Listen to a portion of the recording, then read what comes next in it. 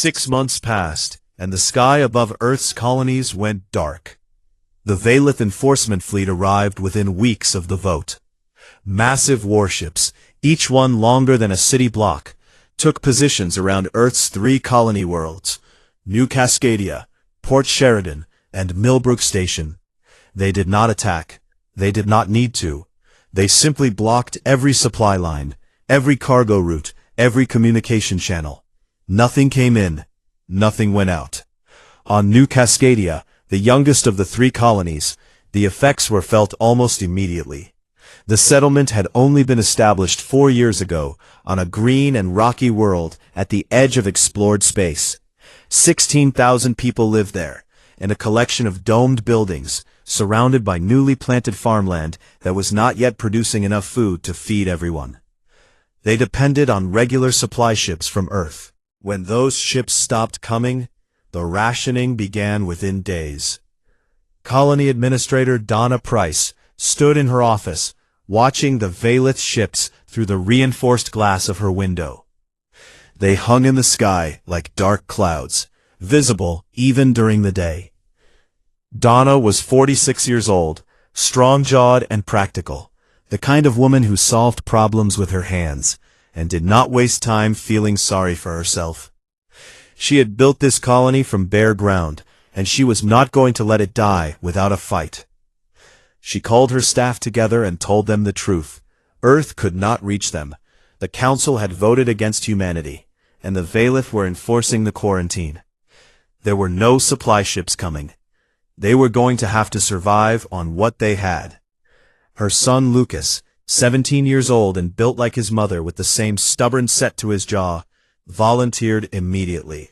Donna assigned him to the communication teams, small groups that moved between the scattered settlement buildings, carrying messages by hand, because the Valith were jamming their electronic signals. It was dangerous work. The Valith sent inspection teams to the surface regularly, and anyone caught carrying unauthorized communications could be detained. Lucas did not care about the danger. He was angry and young and full of a fire that his mother recognized, because she had felt it herself at his age. She watched him leave on his first run and pressed her hand against the window as if she could protect him through the glass. Back on Earth, the mood was heavy but focused. In a bunker carved deep beneath the Rocky Mountains, Secretary of Defense Alan Briggs chaired a meeting of the United Earth Defense Council. The room was plain and functional, concrete walls and bright overhead lights, nothing like the gleaming chambers of the Galactic Council. The people who sat around the table did not care about appearances. They cared about results. Admiral Grace Whitfield sat to Briggs's right. She was 58, tall and lean, with silver hair pulled back tight, and eyes that missed nothing. She had commanded ships in every engagement humanity had fought since first contact, and she carried the weight of those experiences in the quiet way she spoke and the careful way she listened. Soldiers trusted her because she never asked them to do anything she would not do herself. Across the table sat Dr. Kevin Perry, head of the Advanced Research Collective. Perry was the opposite of Whitfield in almost every way. He was 63, rumpled and soft-spoken, with reading glasses he was always losing, and a habit of trailing off in the middle of sentences because his mind had already raced ahead to the next idea. He looked like someone who should be teaching physics at a small university, not running the most secretive weapons development program in human history. Claire Sutton stood at the head of the table and delivered her intelligence briefing. Her voice was flat and precise. The Valith were not simply enforcing a quarantine, she explained. Her agents had intercepted communications showing that Valith warships were moving into attack positions near the colony worlds. She believed the Valith intended to seize human territory entirely and absorb the colonial populations into forced labor, a practice they had used against 2 other species in their history. The quarantine was not a punishment. It was the first step of a conquest. The room was silent for a moment. Then Briggs turned to Whitfield and asked for a military assessment. Whitfield did not sugarcoat it. Earth's fleet numbered around 140 warships of various sizes. The Veilith had over 2,000 capital ships, not counting their allies. In a direct, conventional fight, humanity would be overwhelmed. There was no scenario where standard tactics could overcome those numbers. She paused and looked at Dr. Perry. Perry cleared his throat, adjusted his glasses, and began to speak in the quiet, almost apologetic way he always did when discussing things that could change the course of history. For the past 8 years, he said, the Advanced Research Collective had been developing 3 technologies in complete secrecy. No one outside this room and a handful of senior researchers knew they existed. Certainly no one on the Galactic Council. The first was a new faster-than-light drive built on a completely different scientific principle than the standard drives used by every other species. It was undetectable by conventional sensors and nearly twice as fast. A human ship using this drive could cross a star system and arrive without anyone knowing it was coming. The second was a new class of warship built around something called adaptive hull plating. The hull could absorb incoming energy weapon fire and redirect it, essentially turning enemy attacks into fuel for the ship's own systems. The more you shot at it, the stronger it became. The third was a communications disruption array that could knock out an entire fleet's coordination network in seconds. Every warship in the galaxy depended on constant communication between vessels to coordinate attacks, share targeting data, and execute formations. Without that network, a fleet became a collection of individual ships, confused and uncoordinated. Briggs stared at Perry for a long moment. Then he asked the question everyone in the room was thinking. Why had these technologies been kept secret from the Council? Perry took off his glasses and cleaned them slowly with the edge of his shirt. He said that in the early years of contact, they had studied the histories of other species that joined the galactic community. Every one of them had made the same mistake. They showed everything they had, gave away their best ideas, and trusted the system to protect them. And every one of them ended up dependent on larger empires. Their innovations absorbed, their leverage gone. Humanity decided early on that it would smile and cooperate and show the galaxy only a fraction of what it could do. The rest was kept in reserve, hidden, waiting for a day exactly like this one.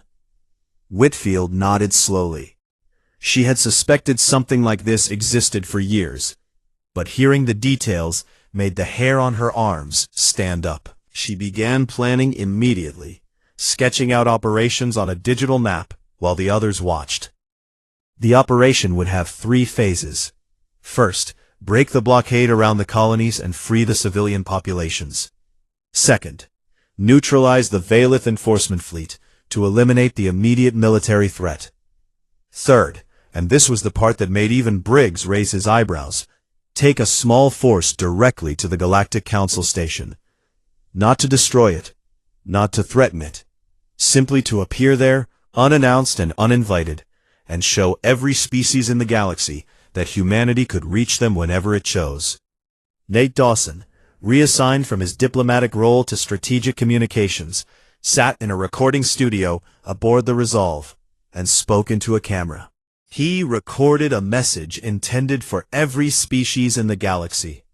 A message that laid out the evidence of vote manipulation, the history of Veilith aggression, and a clear statement that Earth did not start this conflict, but would see it through. He saved the recording and waited. It would not be sent until the time was right. In the shadow of Jupiter, where the gas giant's massive bulk hid them from any distant sensor, Earth's fleet assembled. New ships with hulls that seemed to shift and shimmer joined the older vessels. Crews trained in silence, running drills over and over until every maneuver was instinct. Admiral Whitfield stood on the bridge of the HDS Steadfast, the newest and most powerful ship in the fleet. Through the viewport, she could see dozens of vessels holding formation in the darkness. She turned to her first officer, Commander Pete Callahan, a steady and dependable man who had served with her for 12 years. They moved at dawn. Callahan nodded once, turned on his heel, and walked to the communications panel. As he reached for it, he paused and looked back at her. He asked her if she was ready. Whitfield watched the fleet floating in Jupiter's shadow, all those ships, all those people trusting her to bring them home alive. She said she was not sure anyone could ever be ready for something like this.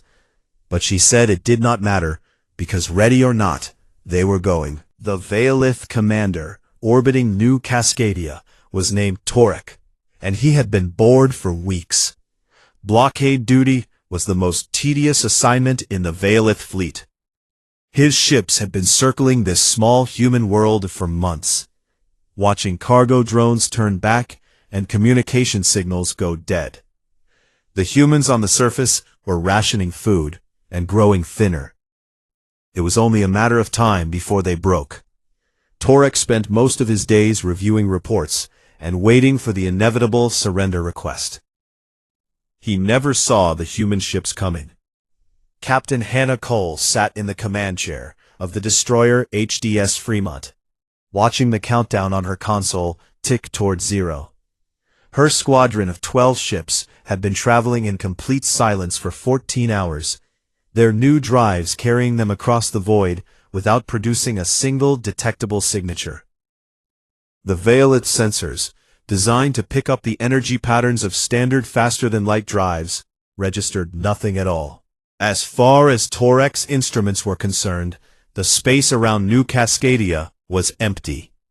At exactly 0 hour, 12 human warships dropped out of faster-than-light travel in the middle of the Veilith formation.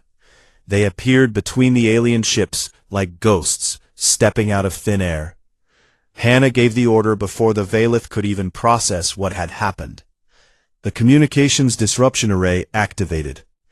Every Veilith ship in the sector went silent at once.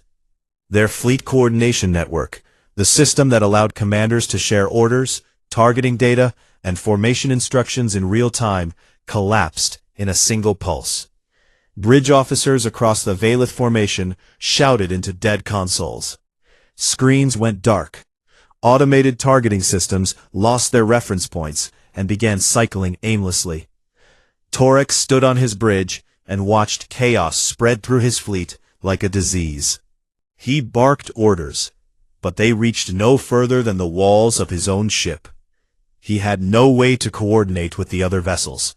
He had no way to tell them who the enemy was or where to shoot. The Veilith were a disciplined species. Their military doctrine was built on rigid hierarchy and precise coordination. Every ship had a role. Every captain followed orders from above. They were devastating when their system worked, but when it failed, they had no practice at thinking for themselves. Without the network, each ship became an island, its captain suddenly alone and uncertain. Some of the Veilith ships opened fire blindly. Their weapons struck empty space, and in 2 terrible cases, they hit their own vessels. Explosions bloomed in the darkness. Torek screamed for a ceasefire, but no one could hear him. Hannah Cole moved her squadron through the Veilith formation with calm precision. Her crews had trained for this exact scenario hundreds of times in the shadow of Jupiter. They knew exactly where to hit. They targeted engines first, then weapons arrays, then sensor dishes. They disabled ships without destroying them, pulling the teeth of the Veilith fleet one vessel at a time. The whole engagement lasted 40 minutes. When it was over, 26 Veilith ships drifted powerless in orbit around New Cascadia. 8 more had moderate damage. Not a single Veilith crew member was killed by human weapons, though 2 ships had been lost to friendly fire in the opening moments of confusion. On the human side, every ship was intact. Not one crew member was lost. On the surface of New Cascadia, the colonists watched the flashes in the sky and held their breath. Donna Price stood outside the main dome with her face turned upward, her hands gripping the railing of a walkway so hard that her knuckles turned white. She only knew that someone was fighting up there, and she allowed herself, for the first time in months, to hope. Then her communication console crackled to life.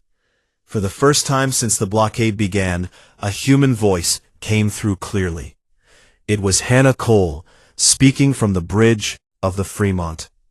She said that the blockade was broken, that supply ships were already on their way, and that nobody was going to starve. Donna pressed her hand over her mouth.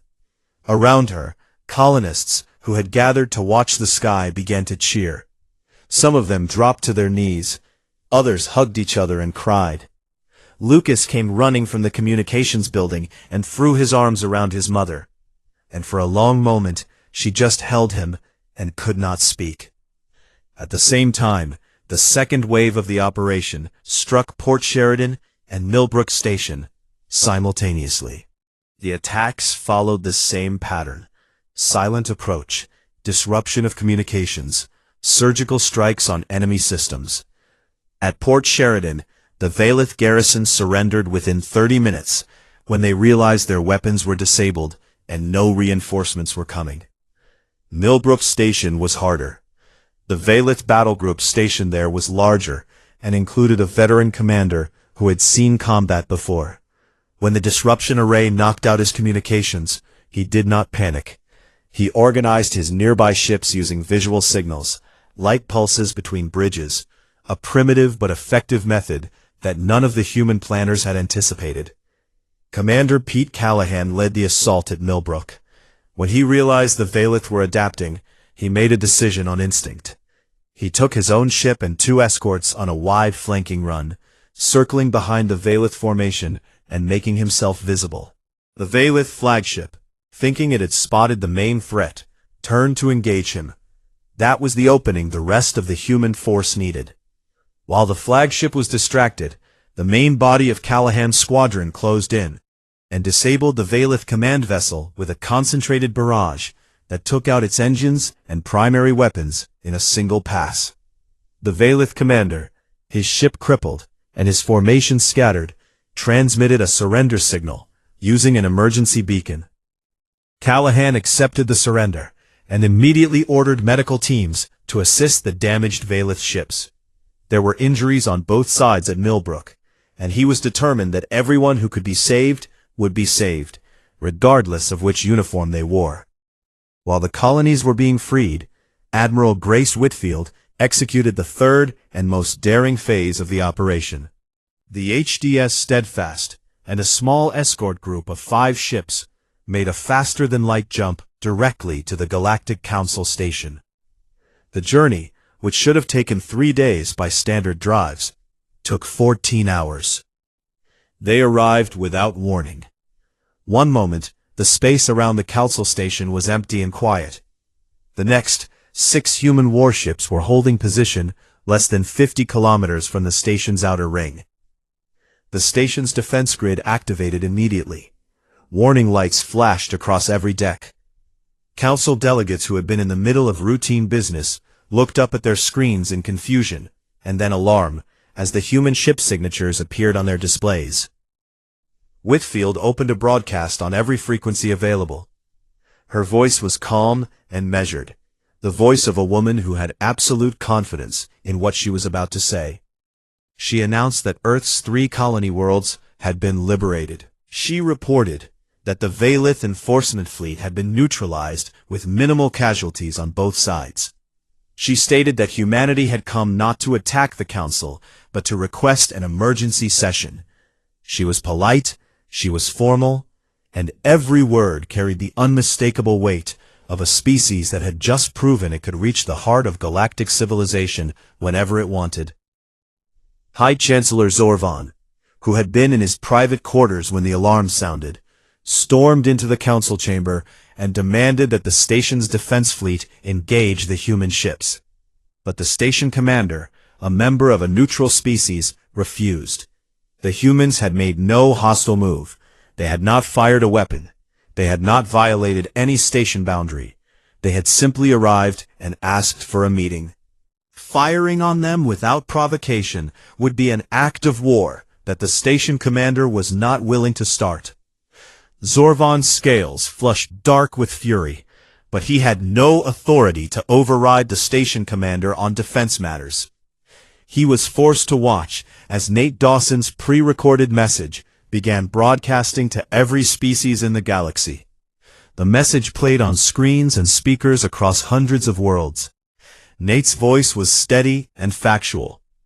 He presented evidence of the Valith vote-buying scheme, documented their history of subjugating weaker species, and described how humanity had responded, not with destruction, but with targeted restrained force designed to minimize casualties.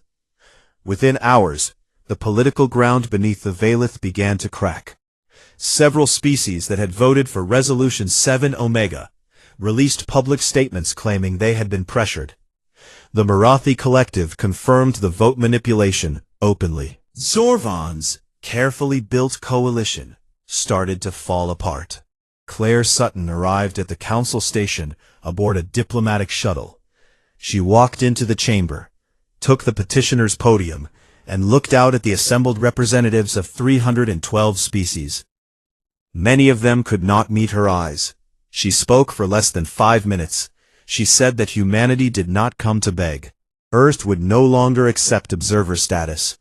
Earth would no longer submit to resolutions built on corruption. Humanity was here. It was capable, and it was not leaving. She stepped down from the podium and walked out without waiting for a response. In his seat, high above the chamber floor, Zorvan watched her go. His clawed hands were gripping the armrests of his chair so tightly that the material cracked beneath his fingers. He had spent decades building the Valith's position at the top of galactic politics. He had outmaneuvered dozens of species. He had never lost. But as he sat in that chamber and listened to the murmuring of delegates who were already turning against him, he felt something unfamiliar settle in his chest. It was cold and heavy, and it took him a moment to recognize it because he had never experienced it before in his long career. It was doubt. The weeks that followed were some of the strangest the Galactic Council had ever seen. For 9,000 years, power had flowed in one direction, from the old empires down to everyone else. The Valith sat at the top, and the rest of the galaxy arranged itself beneath them like layers of rock, each one pressed down by the weight above. Nobody challenged this order, because nobody believed it could be challenged. Then a species that had been among the stars for less than 50 years shattered the entire structure in a single night. And now, everyone was scrambling to figure out what came next. 46 species formally withdrew their support for Resolution 7 Omega within the first 2 weeks. Some of them issued long, carefully worded statements explaining that they had been misled about the resolution's true purpose. The ambassador from the Telari Federation, a species of small, sharp-eyed beings known for their blunt honesty, simply stood in the council chamber and said that he had voted against Earth because Zorvan had promised his people a trade agreement worth billions, and he was not proud of it, but there it was. The Marathi Collective, who had been the first to warn Penny Morris about the vote manipulation, proposed a new resolution. It called for Earth to be granted full membership in the Galactic Council with immediate voting rights, skipping the decades of observer status that were normally required. The proposal was bold, even radical, and in any other time it would have been laughed out of the chamber. But these were not normal times. The motion gained support faster than anyone expected. Species that had never spoken to a human delegate before were now reaching out, sending messages, requesting meetings.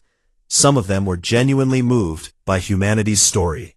Others were simply calculating that Earth was clearly a rising power, and it was better to be friends with them early.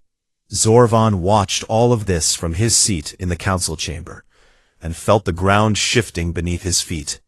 He was not the kind of being who gave up easily. He had built the Valith's dominance through decades of patient manipulation, and he believed he could hold it together if he moved quickly enough. He called a private summit of the 12 most powerful species still aligned with the Veilith. They met in a sealed conference room deep inside the council station, away from cameras and reporters. Zorvan stood at the head of the table and argued for a massive combined military response. He said that if they pooled their fleets, they could assemble a force large enough to overwhelm Earth's new technology through sheer numbers. He painted a picture of human warships burning in the void, of colonies brought back under control, of the old order restored. But the room was different now. The representatives listened, and most of them looked uncomfortable. The ambassador from the insectoid kale hegemony, a practical species that valued survival above all else, clicked his mandibles in the way his kind did when they were impatient and spoke plainly. He said that the humans had defeated the Veilith enforcement fleet in less than an hour, while deliberately avoiding killing anyone. If the humans were capable of that kind of precision while holding back, what would happen when they stopped holding back? A full-scale war would not be a victory. It would be a disaster, and the Veilith would suffer most of all. Several others nodded. Zorvan pressed harder, raising his voice, making promises about shared territory and exclusive trade access after the war was won. But his desperation was showing, and desperate leaders make those around them nervous. Then Zorvan made his worst mistake. He threatened them. He told the assembled representatives that any species that supported Earth's membership would face immediate trade sanctions from the Veilith Dominion. Their economies would suffer. Their people would go hungry. He believed this threat would force them into line the way it always had before. It backfired completely. 3 of his closest allies stood up and walked out of the room, one after another, without saying a word. They had endured Veilith pressure for decades because the alternative seemed worse. But now, there was an alternative. Earth had proven that the Veilith could be beaten, and suddenly the cost of following Zorvan was higher than the cost of leaving him. Within days, those 3 species had publicly announced their support for Earth's Council membership. The Veilith coalition was crumbling. On Earth, the mood was complicated. People were proud of what the fleet had accomplished, but they were also frightened. Many of them had family on the colony worlds and had spent months not knowing if their loved ones were alive or dead. Now that the blockade was broken and communication restored, relief mixed with anger, mixed with a deep anxiety about what would happen next. Secretary Briggs understood that the next move was critical. Military victory meant nothing if humanity was perceived as just another aggressive empire. He addressed the global population in a broadcast, standing in a simple room with the flag of the United Earth government behind him. He spoke without notes and without drama. He said that Earth had defended itself and freed its people, and he was proud of every person who made that possible. But he said that defense was not the same as conquest. Earth's goal was not to replace the Veilith at the top of the galactic order. Earth's goal was a seat at the table, equal and fair, where humanity could contribute to the galaxy instead of being shut out of it. He announced a new initiative called the Open Hand Doctrine. It was Claire Sutton's idea, and it was brilliant in its simplicity. Earth would share certain non-military technologies with any species willing to engage in fair, transparent trade agreements. Not weapons, not the new drives or hull plating, but the other things. The medical advances, the agricultural techniques, the energy solutions that Earth scientists had developed over decades. Dr. Kevin Perry was pulled into the spotlight to explain what Earth was offering. He hated public speaking, and it showed. He fumbled with his notes, adjusted his glasses 3 times, and started 2 sentences before finishing them. Human medical researchers had developed treatments for cellular degradation that could extend the healthy lifespans of dozens of alien species. Human agricultural engineers had created crop systems that could grow food in conditions most species considered impossible. Human energy scientists had built power systems that were cleaner and more efficient than anything the galactic standard offered. The reaction across the galaxy was immediate. Species that had been afraid of humanity suddenly had a reason to approach them. Trade delegations began arriving at Seoul within days. Some of them were small and hesitant, single ships with nervous ambassadors who half expected to be turned away. They were welcomed warmly, fed generously, and shown everything that had been promised. Claire Sutton had calculated this perfectly. From a position of strength, generosity was not weakness. It was a statement. It said that humanity could destroy, and chose instead to build. It shattered the narrative Zorvan had spent years constructing, that humans were dangerous animals who needed to be caged. Near the council station, Admiral Whitfield managed a tense standoff with the remaining Valith fleet elements.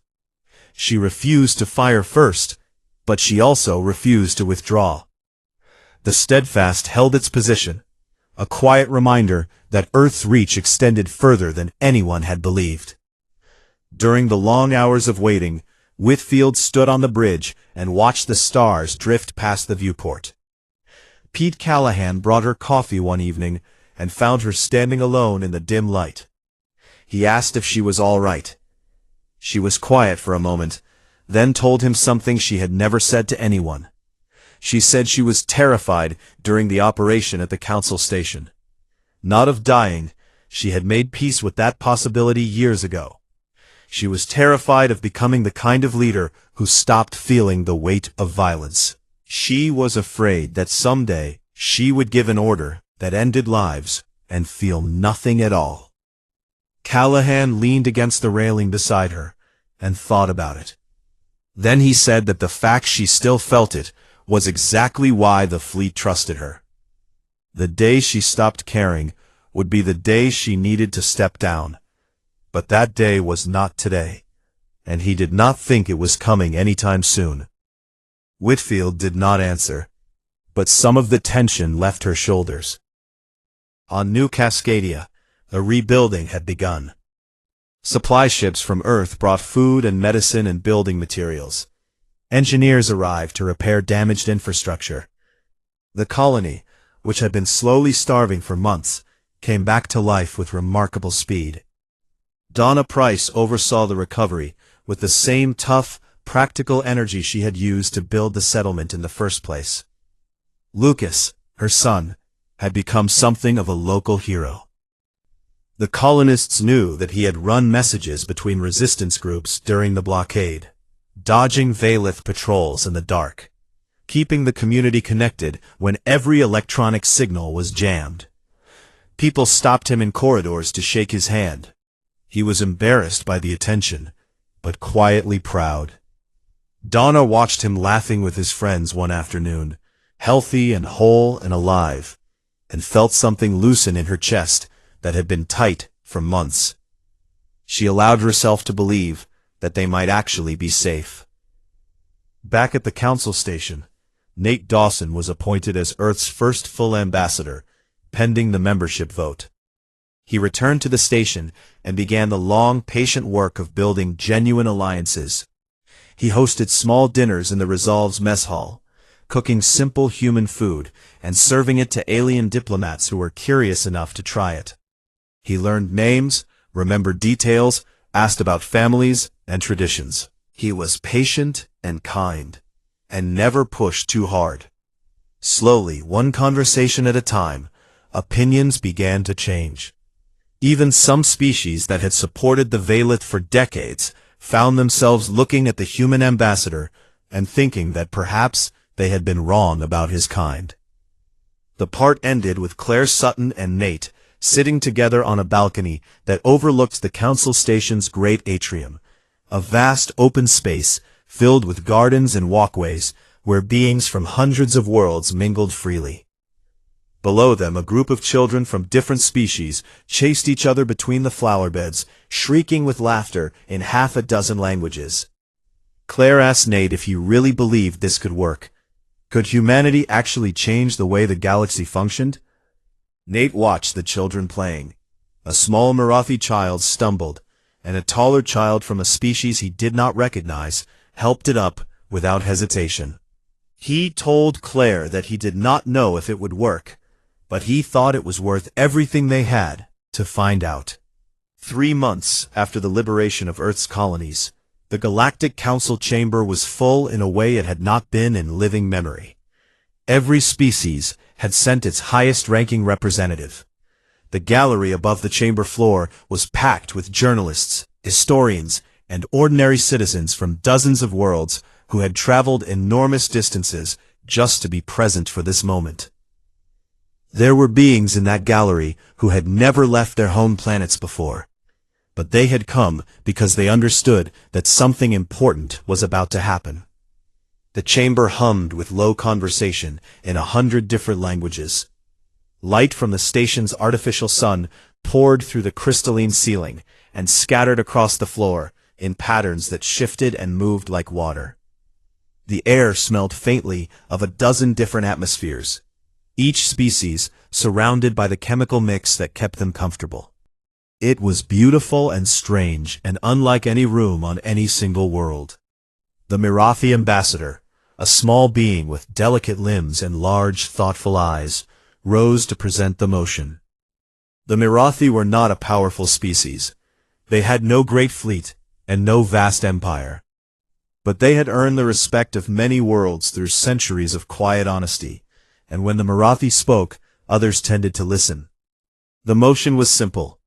It proposed that Earth be granted full membership in the Galactic Council, with all associated rights and responsibilities, effective immediately. The Mirathi ambassador spoke briefly about why this mattered, not just for humanity, but for the principle that the Council should reflect the galaxy as it actually was, rather than as the powerful few wished it to be. Then the ambassador invited the human delegate to address the chamber. Nate Dawson rose from his seat and walked to the podium. He was wearing a plain dark suit, nothing fancy, nothing designed to impress. His shoes were polished but old. His hair was neatly combed, but still slightly unruly at the temples, where it refused to lie flat. He looked, as he always did, like exactly what he was, a decent man trying to do a hard job. The chamber fell silent as he stepped up to the podium. 312 species watched him, some with eyes, some with sensors, some with organs that humans did not have names for. He could feel the weight of their attention like a physical thing pressing against his chest. He did not use notes. He had thought about what to say for weeks, writing drafts and throwing them away. But in the end he decided that the only thing worth saying was the truth. He started by talking about his father. His dad had been a school teacher in a small town in Kansas, the kind of man who wore the same jacket every day and knew every student's name. His father had told him something when he was young that he had carried with him his entire life. He said that respect is not something you can demand or buy or win in a fight. Respect is built, one honest act at a time, one kept promise at a time, one extended hand at a time. And if you build it right, it lasts. Nate talked about the colonists on New Cascadia. He described Donna Price, who kept 16,000 people alive through months of blockade by rationing every scrap of food and refusing to let anyone give up. He described Lucas, a 17-year-old boy who ran messages through hostile territory in the dark because he believed his community was worth the risk. He described families who huddled together in cold domes and told each other stories to keep their spirits up when the supplies ran out and the lights in the sky were enemy ships. He talked about Admiral Whitfield, who had the firepower to wipe out the Valith fleet and chose instead to disable their ships while taking care not to kill anyone. He talked about Captain Hannah Cole, who sent her own medical teams to help wounded Valith sailors after the battle at New Cascadia. He talked about Commander Pete Callahan, who accepted the surrender at Millbrook Station and then personally visited every damaged alien ship to make sure their crews had food and water and medical attention. He talked about the soldiers on both sides who did not come home, the two Valeth ships destroyed by their own allies' fire in the confusion at New Cascadia, the crews who were lost. He said their names were not known to him, but their deaths mattered, and he grieved for them.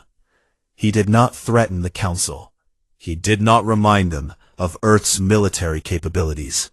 He did not boast or posture or demand. He simply asked them to look at what humanity had done when it was pushed to the wall and told it had no future among the stars. Not what it could have done, what it chose to do. And then he asked them to imagine what humanity could accomplish as a partner, a neighbor, and a friend, rather than an outcast trapped behind a quarantine line. He finished by saying that his father's lesson had proven true. You cannot demand respect. You can only build it. And he believed that Earth had laid a foundation worth standing on. He stepped back from the podium. The chamber was silent. High Chancellor Zorvan rose to speak. Every eye in the room turned to him. He was still tall, still imposing, his scales dark and his posture rigid, with the dignity of a being who had commanded one of the largest empires in the galaxy. But something was different. The fire that had always burned behind his eyes was dimmer now. His voice, when he spoke, lacked the venom that had made him feared in this chamber for decades. He spoke about tradition and caution. He warned about the dangers of moving too fast, of trusting too easily. His words were measured and careful, and there was nothing wrong with them. But there was no conviction behind them, no force, no weight. Even his own delegation shifted uncomfortably in their seats. When he finished, the applause was thin and faded quickly. The council speaker called for the vote. The holographic tally appeared above the chamber floor for the second time in a year. The numbers climbed. Nate stood at the podium and watched them, his hands at his sides, his face very still. 281 in favor of full membership, 19 opposed, 12 abstaining. The chamber erupted. Delegates from dozens of species rose to their feet. The Marathi ambassador clasped her small hands together and bowed her head. In the gallery, Penny Morris covered her mouth with both hands, and tears streamed down her face for the second time in this chamber. But this time, they were different tears entirely. Nate closed his eyes. He stood there for a long moment, with the noise of the galaxy washing over him, and he let himself feel it. In the days and weeks that followed, the changes came fast. Earth formally took its seat on the council. Nate worked with a coalition of reform-minded species to draft new transparency rules for council voting. Regulations designed to ensure that the kind of backroom manipulation the Valeth had employed could never happen again. The rules passed with overwhelming support. Even some former Valeth allies voted in favor, eager to distance themselves from the old way of doing things. Admiral Whitfield brought the fleet home. She was offered a promotion to Fleet Marshal, the highest rank in the United Earth Navy. But she turned it down. She requested instead a teaching position at the Naval Academy. When Secretary Briggs asked her why, she said she had spent enough years fighting, and she wanted to spend whatever time she had left teaching the next generation that restraint was harder than destruction and worth more.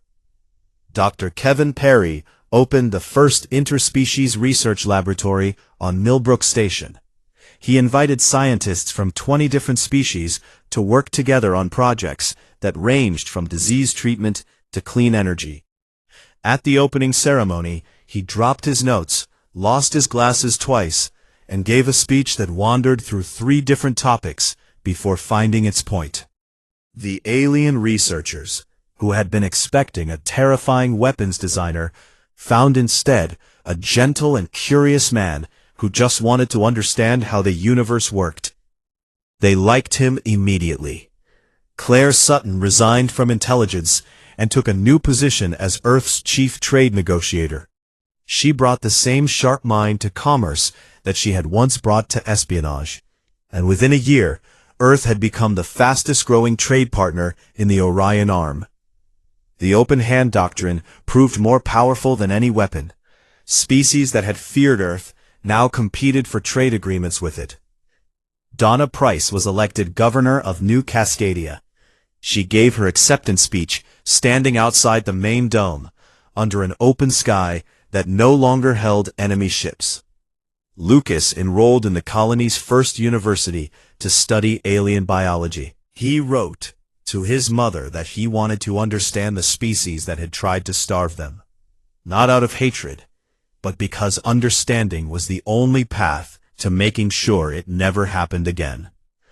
Donna read the letter 3 times, and then folded it carefully and kept it in her pocket. The Violet Dominion did not fall, but it changed. Zorvan was quietly removed from power by a faction within his own government that was tired of isolation and decline. The reformists who replaced him began the slow process of dismantling the Empire's most oppressive policies. It would take decades, maybe generations, but the process had started, and it could not be stopped. Nate Dawson remained at the Council Station as Earth's permanent ambassador. He developed a habit of walking through the station's great atrium every evening after the day's work was done.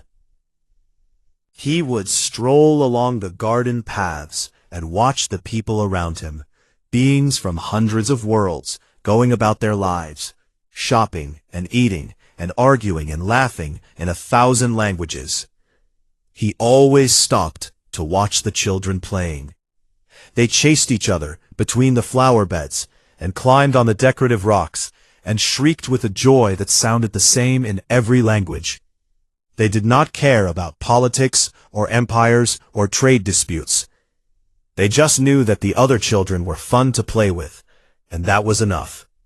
One evening, as Nate stood watching, a small Valith child ran past him and tripped, spilling a collection of small toys across the walkway. The child looked up at Nate with wide, nervous eyes. Valith children were taught about humans in their schools, and the lessons were not kind.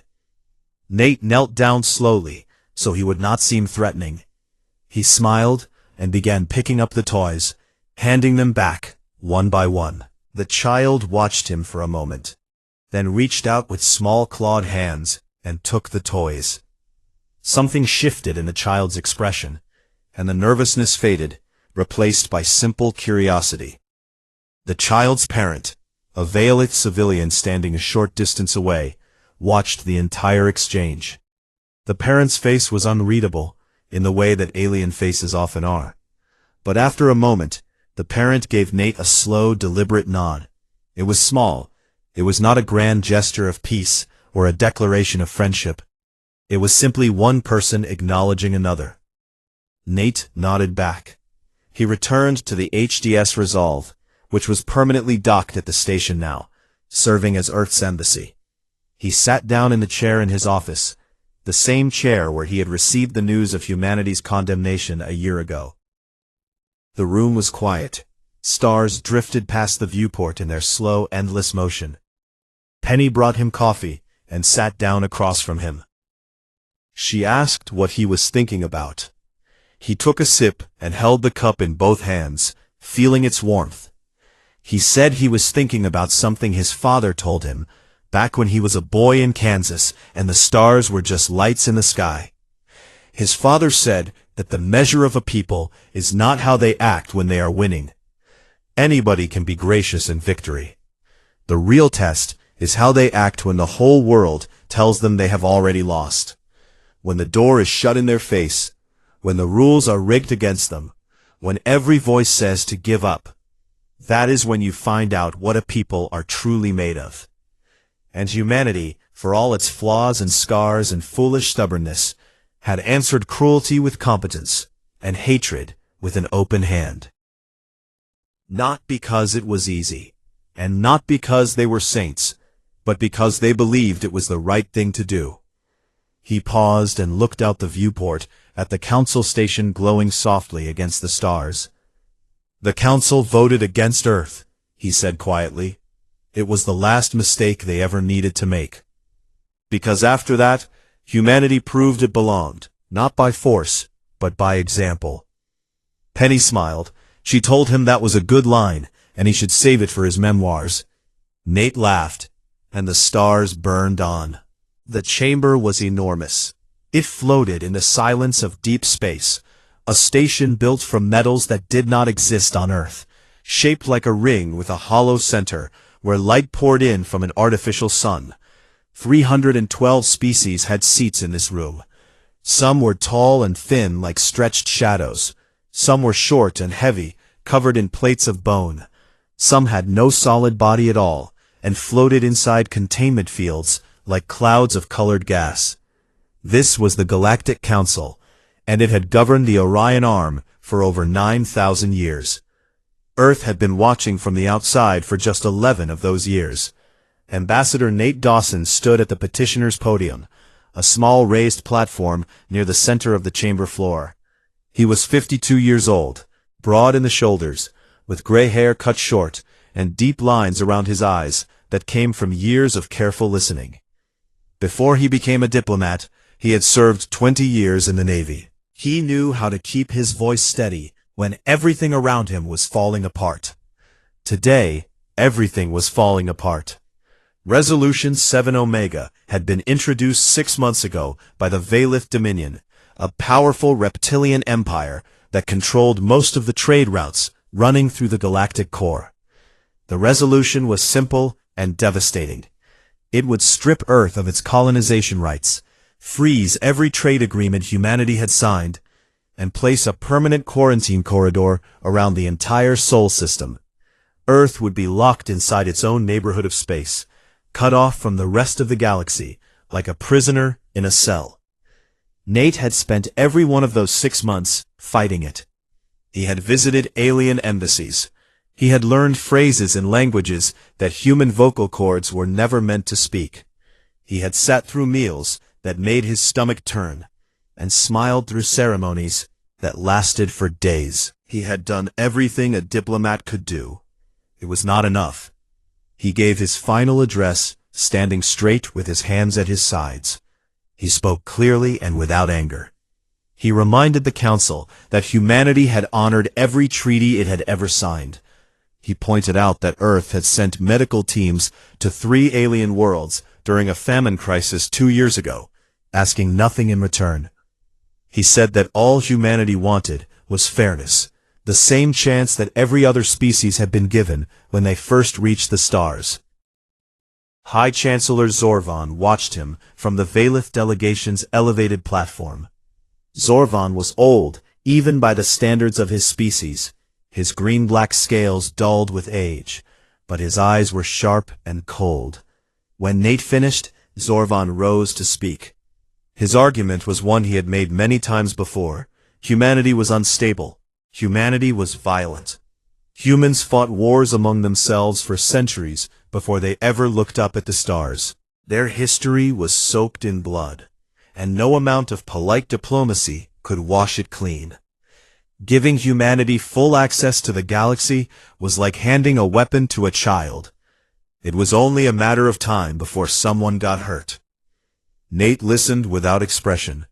He had heard all of this before. He knew that arguing against it was pointless because Zorvan was not trying to convince anyone with logic. The votes had already been decided long before today. The council speaker, a tall being wrapped in silver fabric, whose species Nate had never been able to properly identify, called for the vote. The holographic tally appeared in the air above the chamber floor, a massive display of light that every seat could see. The numbers climbed as each delegation registered their decision. Nate watched them rise with a feeling like cold water filling his chest. 227 in favor of the resolution. 24 abstaining. Earth was condemned. The chamber hummed with low conversation. Some delegates looked away from the human ambassador. Others watched him with open curiosity, waiting to see what he would do. Nate did nothing dramatic. He gathered the documents on his podium into a neat stack. He straightened his jacket. He looked up toward the public gallery where his aide, a young woman named Penny Morris, sat watching, with tears running down her face. He gave her a single small nod, the kind that said, "Hold it together," and then he walked out of the chamber, with his back straight and his head up. No one tried to stop him. No one spoke to him. Aboard the human diplomatic vessel, the HDS Resolve, Nate locked himself in the communications room and opened a secure channel to Earth. Two faces appeared on his screen. One was Secretary of Defense Alan Briggs, a heavyset man with tired eyes, who had been awake for 30 hours, waiting for this call. The other was Claire Sutton, Director of United Earth Intelligence, a woman in her mid-40s, with sharp features and a calm expression that never seemed to change, no matter what was happening around her. Nate told them the result. Briggs closed his eyes for a moment and let out a long breath. Claire simply nodded, as if she had expected this all along. She told Nate to come home. She said there was work to do. Then she opened a file on her console that Nate could not see, and he noticed the label on it before she turned the screen. Quiet Thunder. She did not explain what it meant. She did not need to. Nate understood that plans had been made for this exact moment, plans that went far beyond diplomacy. After the call ended, Nate sat alone in the communications room for a long time. Through the viewport, he could see the Council station glowing against the blackness of space. Beautiful and enormous, and completely indifferent to what had just happened inside it. There was a knock on the door. Penny came in, her eyes still red, but her voice steady. She told him that something had happened while he was leaving the chamber. A junior diplomat from the Marathi Collective, one of the smaller neutral species, had approached her in a corridor and spoken to her quickly in broken English. The Marathi diplomat had told her that the vote was not real. It was not organic. The Valith had been buying support for months, offering trade deals and military protection to any species willing to vote against Earth. The resolution had never been about safety or stability. Humanity was growing too fast, learning too quickly, and the old empires wanted to crush them before they became equals. Penny had recorded the conversation on a device hidden in her sleeve, a habit Claire Sutton had trained into her years ago. She handed the device to Nate. He listened to it twice. Then he sat back in his chair and looked at the ceiling. He had spent 6 months trying to win a game that was rigged from the start. He had smiled and shaken hands and learned alien table manners, while Zorvan was buying the council out from under him. Every late night, every awkward dinner, every hopeful conversation with a delegate who looked him in the eye and promised to consider Earth's position, all of it had been a performance, and he had been the only one who did not know. He was not angry. He was past anger. What he felt was something quieter and much more dangerous. It was clarity. Nate stood up, walked to the viewport, and looked out at the stars. Somewhere out there, 3 small human colonies were about to learn that the galaxy had turned its back on them. Families who had left everything behind to build something new on distant worlds were about to be told that they were on their own. He whispered to himself that humanity had done everything right. They had played by every rule. They had been polite and patient and reasonable, and none of it had mattered. He closed his eyes. When he opened them again, his face had changed. The diplomat was gone. Something older and harder had taken his place. They would remember this day, and they would regret it.